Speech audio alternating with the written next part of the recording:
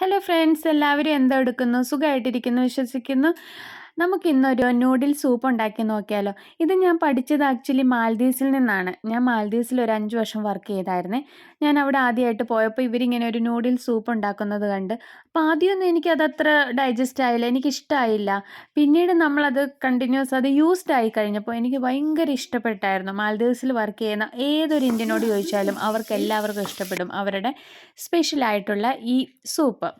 അതിനുവേണ്ടി നമ്മൾ കുറച്ച് ഒനിയൻ, ക്യാരറ്റ്, പിന്നെ ഗാർലിക്, പിന്നെ നല്ല പച്ചമുളക്. അത് സ്പെഷ്യലായിട്ട് മാൽദീവിയൻസിന് അവർക്കൊരു നല്ല ഹോട്ടായിട്ട് സ്പൈസി ഒരു മുളകുണ്ട്. അതിനൊരു പ്രത്യേക ഫ്ലേവറുണ്ട്.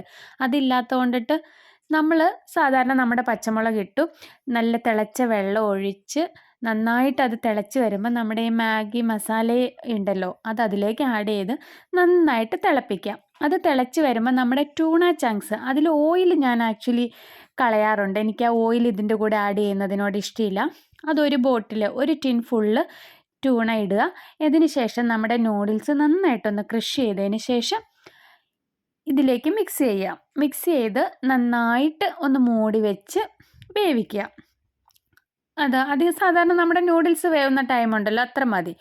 അത് നന്നായിട്ട് വെന്ത് വന്ന് കഴിയുമ്പോൾ നല്ലൊരു ഫ്ലേവറുണ്ട് ഗൈസ്. എന്നിട്ട് നമ്മളൊരു സെർവിങ് ബൗളിലേക്ക് മാറ്റുക.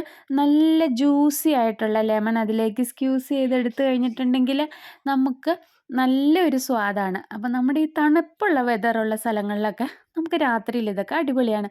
അപ്പോൾ ഇത്രയേ ഉള്ളൂ. ബായ്.